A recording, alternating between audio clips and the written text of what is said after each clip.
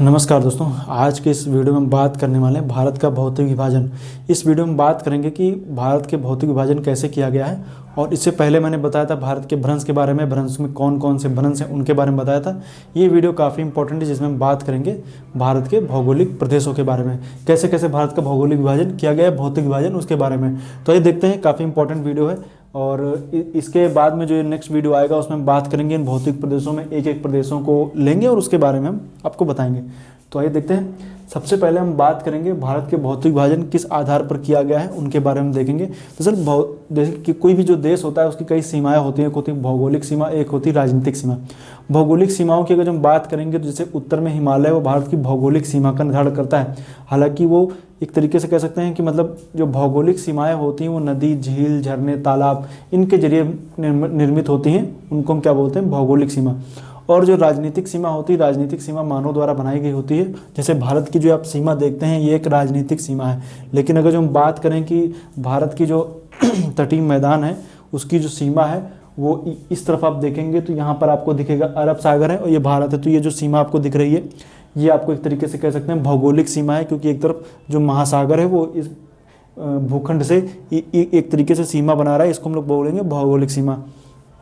इसी तरीके से भारत में जो हम देखते हैं तो भारत को जो ओवरऑल भारत को देखेंगे तो भौगोलिक रूप से भारत का जो भौतिक विभाजन करेंगे, फिजिकल डिवीजन, तो उसमें देखने को क्या क्या मिलता है। तो हम सबसे पहले देखेंगे किस आधार पर भौतिक विभाजन हम कर रहे हैं। दरअसल देखेंगे तो सबसे पहले वृहद रूप से भारत के निर्माण की प्रक्रिया के दौरान हम देखेंगे तो सबसे पहले हम डिवीजन करें तो हम कर सकते हैं कि हमें देखने को मिलता है कि सबसे पहले भारत का जो उत्तरी हिस्सा है वो किसका हिस्सा है? लारेशिया या अंगारा लैंड का। दक्षिणी हिस्सा गोंडवाना लैंड का। तो एक मुख्य रूप से इस तरीके से डिवीजन कर सकते हैं। उसके बाद हम और इसमें जब डिवीजन करेंगे कि निर्माण की प्रक्रिया के दौरान और उच्चावचों के आधार पर कैसे डिवीजन करें, तो देखिए संस्तर मतलब कि लेयरिंग, मतलब कि कौन कौन से लेयर बनी हुई है।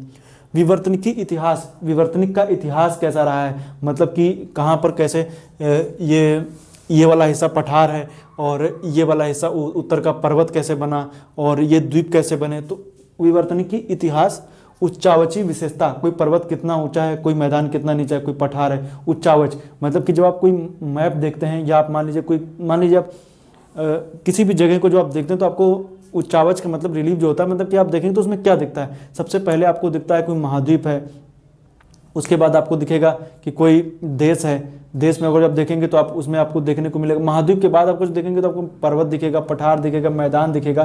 तो ये क्या है? उच्चावच, ऊंचाई के आधार पर आप देख सकते हैं कि मतलब आप सबसे पहले देखेंगे तो महाद्वीप दिखेगा जो कि एक प्राथमिक उच्चावच है। उसके बाद आप देखेंगे तो द्वितीयक उच्चावच, तृतीयक उच्चावच, इस तरीके से पर्वत वगैरह आपको दिखेंगे। तो एक ऊंचाई के उच्चावच मतलब आप देखें तो आपको कौन कौन से रिलीफ वहाँ पर आपको दिख रहे हैं, मतलब कोई मैदान है, कोई पठार है, कोई पर्वत है, वो सबकी अलग अलग ऊंचाई है, उच्चावच इसी के आधार पर है। तो उस तरीके से उच्चावची विशेषताओं के आधार पर, अपर्दन प्रक्रमों के आधार पर, मतलब कि इनमें अपर्दन का प्रक्रम कैसे चला है। जहाँ पर आप देख रहे हैं कि जैसे इस एरिया में देखेंगे तो अक्षय अपर्दन की प्रक्रिया चली, उसके जरिए आप देखेंगे तो इस वाले हिस्से का प्रायद्वीपीय पठार का स्वरूप देखने को मिला। यहाँ पर आप देखेंगे अपर्दन की प्रक्रिया चली, रेगिस्तान मतलब बना, मरुस्थल बना, थार का मरुस्थल बना, इस आधार पर देखेंगे। तो इन सभी प्रक्रमों के आधार पर ओवरऑल सबका प्रक्रम ले और इनके आधार पर देखें तो 4 वृहद प्रदेशों में बांटते हैं। वृहद प्रदेशों के में बांटा जाता है जिसमें से उत्तर का पर्वतीय क्षेत्र है, मतलब कि उत्तर का हिमालय का क्षेत्र जो होता है पर्वतीय क्षेत्र। मध्यवर्ती का जो है वो वृहद मैदान है, मध्यवर्ती वृहद मैदान। फिर इसके बाद देखेंगे तो प्रायद्वीपीय उच्च भूमि है, मतलब कि ये वाला हिसाब देख रहे हैं ये प्रायद्वीपीय उच्च भूमि है। इसके बाद हम देखेंगे तो भारतीय तटवर्ती मैदान एवं द्वीप है। तो मतलब तटवर्ती मैदान है गुजरात से लेकर के ये वाला एरिया और ये हिस्सा आप देखें तटवर्ती मैदान है। उसके बाद में द्वीप समूह, अंडमान निकोबार और लक्षद्वीप हो, और ये सारे द्वीप समूह हैं। तो ये हो गए वृहद प्रदेश। लेकिन जो ये वृहद भौतिक प्रदेशों में जो डिवाइजन किया गया इसको जब और देखेंगे भौगोलिक प्रदेशों में तो 6 भू आकृतिक खंडों में बांटा गया है। भू आकृतिक खंड क्या मैंने बताया कि हो सकता है कि भौगोलिक प्रदेश, ये पूरा भौगोलिक प्रदेश आपको दिख रहा है, ये पूरा भौगोलिक, जिनके निर्माण की प्रक्रिया सेम है। लेकिन अगर जो इस मैदान को हम डिवीजन करें तो हमें देखने को मिलेगा कि यहाँ पर इस मैदान में रेगिस्तान मिलता है, यहाँ पर मान लीजिए पूरा मिट्टी है, पूरा यहाँ पर मान लेते हैं कि यहाँ पर क्या पूरा ये जलोढ़ मैदान है, जलोढ़ मिट्टी पाई जाती है, यहाँ पर कुछ ऐसा पाया जाता है। इस जगह पठारी क्षेत्र है, यहाँ पर कुछ और है। इस मतलब कहने का मतलब ये है कि जो मैंने पूरा जो डिवीजन आपको बताया है, जब इसको भौतिक प्रदेशों को 6 भू आकृतिक, मतलब कि एक तो डिवीजन मैंने ऐसे बताया कि शुरुआत में मैंने बताया कि पृथ्वी को आपने 2 पार्ट में डिवाइड किया, लारेशिया, अंगारा लैंड और गोंडवाना लैंड। और इसके बाद में जब इसको डिवीजन करेंगे तो ये दिखेगा, मतलब कि जो आप उच्चावच में देखेंगे तो उच्चावच के आधार पर यहाँ पर जब मैंने भू आकृतिक खंडों की बात की है तो वहाँ के भौगोलिक विशेषताओं के साथ साथ वहाँ की जलवायु के बारे में भी हम उसको जब उसमें ऐड कर देंगे तो हम देखेंगे। तो इसके आधार पर जब बांटेंगे तो उत्तर एवं उत्तर पूर्व का पर्वतीय क्षेत्र, मैंने बताया ना, पहले मैंने पर्वतीय क्षेत्र उत्तर का बताया था। जब इसको और डिवीजन करेंगे तो देखिए एक पर्वतीय क्षेत्र ये हो गया, एक पर्वतीय क्षेत्र ये होगा, उत्तर पूर्व का पर्वतीय क्षेत्र। दूसरे नंबर पर उत्तर भारत का मैदान, ये उत्तर भारत का पूरा मैदान है। जब उत्तर भारत के मैदान को जब डिवाइड करेंगे हम तो पंजाब का मैदान, और ये इसके बाद में और डिवीजन करेंगे, इधर ब्रह्मपुत्र का मैदान, इसके बाद में आसाम का मैदान, ये सारे मैदानों को हम और आगे जब इसमें डिवाइड करेंगे। लेकिन अभी आप ये मैदान याद रखिएगा, उत्तर का मैदानी क्षेत्र। इसके बाद हम देखेंगे तो हमें देखने को मिलेगा प्रायद्वीपीय पठार, ये पूरा क्या है, प्रायद्वीपीय पठार है। अभी हम इसको और डिवीजन करके बताएंगे कि आखिर किस आधार पर डिवाइड किया गया ये पठार है, कि कैसे कैसे ये किस आधार पर इनको हम डिवीजन कर दिए हैं। इसके बाद हम मरुस्थलीय क्षेत्र, ये राजस्थान का मरुस्थलीय क्षेत्र है। इसके बाद हम तटीय मैदान की बात करेंगे, ये तटीय मैदान हो गए। इसके बाद हम द्वीपीय क्षेत्र। तो अगर जो ओवरऑल देखेंगे तो भारत को कितने भू आकृतिक प्रदेशों में, भौगोलिक प्रदेशों में बांटा गया, तो कुल 6 हैं, याद रखिएगा, कुल कितने, 6 प्रदेशों में। लेकिन अब आइए हम बात करते हैं, जो हम बात कर रहे हैं कि ये पर्वतीय क्षेत्र है, ये मैदानी क्षेत्र है, तो उसको कैसे हम डिवीजन करेंगे उनके बारे में देखेंगे कि आखिर हम कैसे बता दिए कि यहाँ से ये लाइन गई हुई है, ये वाला क्षेत्र है। इसका एक डिवीजन का कोई आधार होगा, एक समोच्च रेखा होती है जिसके आधार पर उच्चावचों को एक दूसरे से अलग किया था। उच्चावच मतलब कि ये यहाँ से ये शुरू हो जाएगा, यहाँ से ये शुरू हो जाएगा, उसका एक मानक होता है, एक समोच्च रेखा खींची जाती है समान उच्चावच वाले एरिया को मिलाने वाली तो रेखा। तो अब इसमें हम देखेंगे तो देखिए सबसे पहले याद रखेगा कि 150 मीटर से ऊपर का एरिया जो होता है, 150 मीटर से ऊपर का जो एरिया होगा उसको हम लोग क्या बोलेंगे, उसको हम लोग पठार, या मतलब कि 150 मीटर से ऊपर ही है तो पठार, और इसके और ऊपर चला जाता तो उसको पर्वत बोलते हैं। लेकिन कहने का मतलब है कि जो पर्वत और पठार होंगे वो 150 मीटर से ऊंचे होंगे, मैदान जो होंगे वो 150 मीटर से नीचे होते हैं। अब इसी के आधार पर हम डिवीजन करेंगे कि आखिर कैसे भारत में कहाँ कहाँ पर पर्वत हैं, कहाँ पर पठार हैं, कैसे क्या है, उसके बारे में देखेंगे। अब चूंकि मैंने आपको इनकी उत्पत्ति के बारे में बता दिया था कि कैसे कौन सा उत्पत्ति हुई है, हिमालय पर्वत की उत्पत्ति कैसे हुई, अभी हम आगे चल करके आपको विस्तृत रूप से बताएंगे। लेकिन आप एक बेसिक रूप से समझ लीजिए कि उत्पत्ति कैसे हुई है। तो मैं बता दूं कि जो टेथिस भूसन्नति हुआ करती थी, प्रायद्वीपीय भारत के टकराव की वजह से यहाँ पर टेथिस भूसन्नति के उत्थान की वजह से यहाँ पर हिमालय पर्वत की उत्पत्ति हुई है। वहाँ से आने वाली नदियों ने अपने अवसाद वगैरह जमा किए, उससे इस मैदान का निर्माण हुआ है। और बाकी प्रायद्वीपीय भारत को तो आप जान ही रहे हैं कि ये हिस्सा अफ्रीका से अलग हुआ था और एक गोंडवाना लैंड का हिस्सा था, तो ये आप जान गए।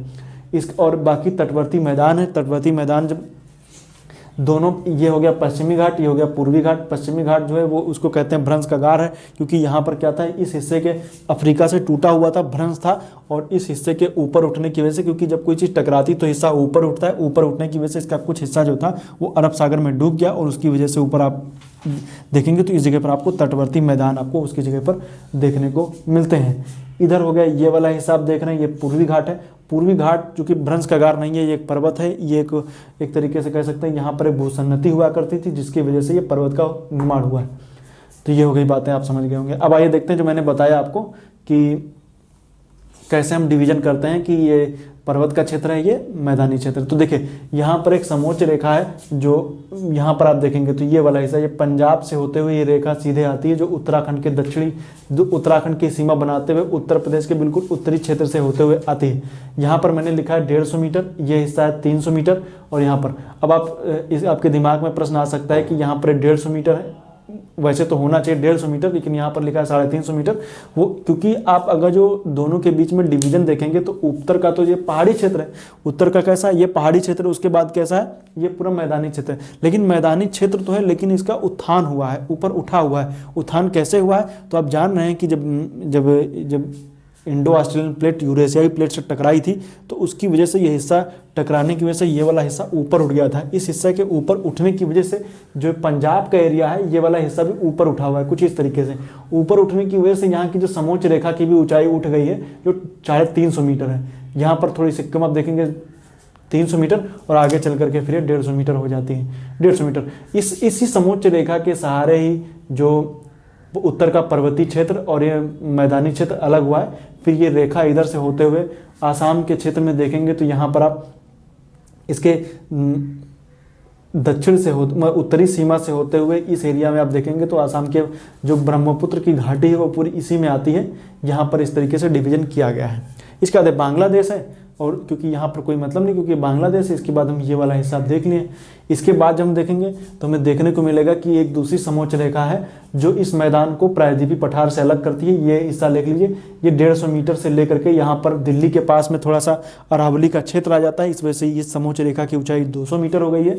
इसके बाद में रेखा इधर से होते हुए उत्तर प्रदेश के दक्षिणी छोर से होते हुए यहाँ पर आप देखेंगे तो राजमहल की पहाड़ियाँ हैं। ये हिस्सा फिर उत्तर की तरफ होता हुआ ये यहाँ पर इस जगह पर आता है। कहाँ पर ये हिस्सा पड़ेगा, ये पश्चिम बंगाल का और उड़ीसा का बॉर्डर है, स्वर्ण रेखा नदी वहाँ का बॉर्डर है। उसके बाद में देखेंगे तो ये यही लाइन ये यहाँ से होते हुए ये पूरे दक्षिण तक गई हुई है यहाँ तक। यहाँ पर देखेंगे तो इसकी ऊंचाई 75 मीटर ही लिखी हुई है, 75 मीटर लिखी हुई है। तो अर्थात इसकी ऊंचाई कम क्यों है, तो यहाँ पर क्योंकि जब ये वाला हिस्सा ऊपर उठा, ये वाला हिस्सा जो था ये ऊपर उठा तो ये वाला हिस्सा नीचे बैठ गया। जब ये कोई एक चीज़ ऊपर उठेगी तो मतलब कि मान लीजिए जैसे मैंने पेन लिया है, ये पेन मैंने सीधा पेन है, लेकिन जैसे में इसका अभी देखिए पैरेलल है, लेकिन जैसे इसका मान लीजिए पैरेलल, लेकिन जैसे में इसका ये वाला हिस्सा ऊपर उठाएंगे तो दूसरा वाला अपने आप नीचे चला जाएगा। देखिए ये मैंने ऊपर उठाया, ये वाला हिस्सा जब ऊपर उठेगा तो ये नीचे चला जाएगा। देखिए इसी तरीके से ये प्रायद्वीपीय पठार का हिस्सा, मतलब कि ये पश्चिमी मान लीजिए, ये पूर्वी मान लीजिए, जब ये वाला हिस्सा ऊपर उठा तो ये वाला ऑटोमेटिक नीचे आ गया। तो इसके ऊपर उठने से उधर तो 350 हो गया, लेकिन ये वाला हिस्सा 75 मीटर होगा। आगे चल करके यहाँ पर देखेंगे, अब चूंकि प्रेशर लगा, प्रेशर लगने से यह हिस्सा जब ऊपर उठा तो इसके बाद में यहाँ पे ऊंचाई 100 मीटर है। और फिर ये वाली लाइन है, ये 150 मीटर की लाइन है समोच्च रेखा, जिसकी वजह से आप देखेंगे तो जो पश्चिमी मतलब कि ये जो तटीय मैदानी क्षेत्र प्रायद्वीपीय पठार से अलग होता है, ये वाली लाइन, और दोनों आकर के दक्षिण में क्षेत्र में देखेंगे तो ये यहाँ पर आकर के ये प्रायद्वीपीय पठार का हिस्सा मिल जाता है।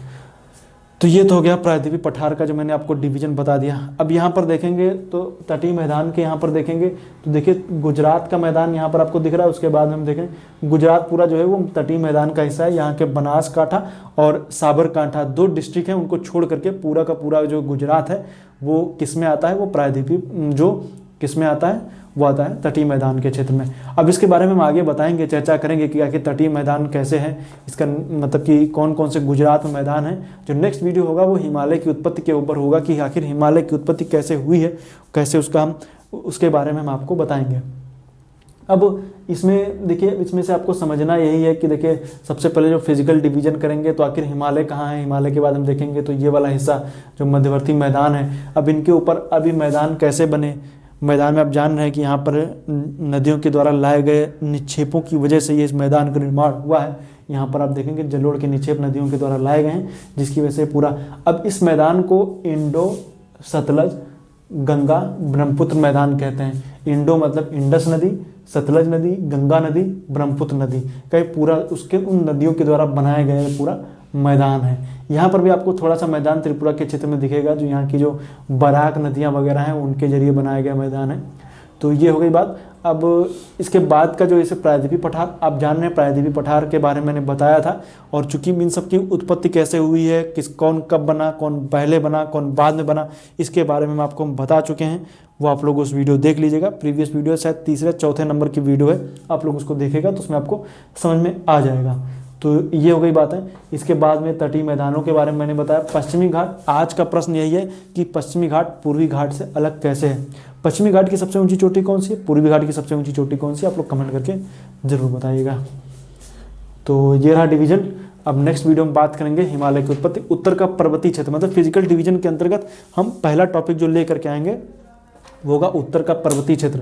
उत्तर के पर्वतीय क्षेत्र में हिमालय की उत्पत्ति से रिलेटेड जो भी सिद्धांत बताए गए उनके बारे में बताएंगे, और सिद्धांत के बताने के बाद में यहाँ की कौन कौन सी विशेषताएं हैं उनके बारे में बताएंगे कि यहाँ पर छोटे छोटे पार्ट में इसको हम डिवीजन करके आपको हम अच्छे से बताएंगे, ताकि आपको, क्योंकि ये पुरानी सीरीज से अलग सीरीज है, इस सीरीज में हम आपको वैसे फैक्ट बताएंगे और ऐसे तथ्य, ऐसे कॉन्सेप्ट बताएंगे जो पिछली वीडियो में, जो एक तरीके से कह सकते हैं जो पिछली सीरीज थी उसमें नहीं बताए गए थे। इसमें कुछ एक्स्ट्रा चीज़ें रहेंगी, तो आप लोग इस सीरीज को भी अच्छे से देखिएगा, और जो भी चीज़ें मैं बता रहा हूँ उनको अगर जो आप नोट कर सकते हैं तो ज़रूर नोट कर लीजिएगा। तो आज के लिए इतना ही। उम्मीद करता हूँ वीडियो अच्छा लगा है। वीडियो देखने के लिए आपका बहुत बहुत धन्यवाद।